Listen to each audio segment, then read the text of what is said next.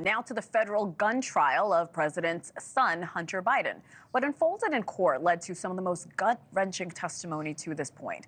What was said even brought the 54-year-old defendant to tears on Friday. It all centered around what his own daughter said. Testimony is expected to wrap up on Monday. Defense attorney Abby Lowell said the team needs the weekend to make some decisions, suggesting they are still determining whether to call Hunter Biden as a witness in his own defense. Here with us is legal analyst and trial attorney Misty Marris. Misty, good morning. Good morning. So court ended on Friday after dramatic testimony from Hunter's daughter. Her name is Naomi. The testimony was described as emotionally raw. We heard Hunter Biden was wiping away tears. What did you make of her testimony? So her testimony was absolutely very emotional. It's his daughter, and she's talking about her father's darkest days of drug addiction. So keep in mind, she was a defense witness, and the purpose of putting her on the stand was to testify about how Hunter Biden was acting. Was he in a period of sobriety during October of 2018? So she testified that she saw him in August, shortly after rehab, that he was doing very well. She saw him again in New York in October, and he also seemed the best he had been since his brother had passed away. However, that was what the defense wanted on the record. On cross-examination, this really went negatively for the defense, and there's a reason for that. She was confronted with, again, very emotional text messages where she texted her dad, "I'm really sorry, Dad, I can't take this," when he was not communicative. Her father texted her at 2 a.m. and asked to do a switch of the vehicles.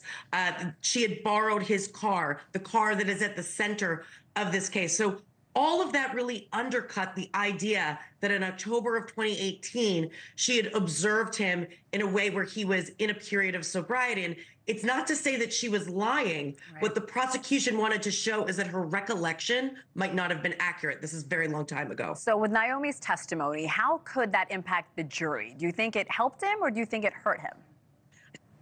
On one respect, the emotional nature of it plays into the defense overall theme of this is a man who has been struggling with addiction and may have had periods of recovery and then relapse. So that's where the jury could have some sympathy for Hunter Biden. And also, we know that there are jurors who have experienced drug addiction with friends and families in their lives. However, here's where it hurts, and here's where it hurts pretty bad.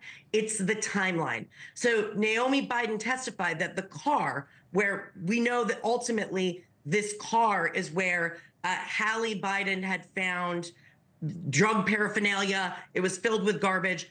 Naomi testified that she did not see any drug paraphernalia in there. This was October 17th. Now, Hallie Biden testified October 23rd, she found crack pipes filled with garbage, drug paraphernalia. Who had the car in the interim? Hunter Biden.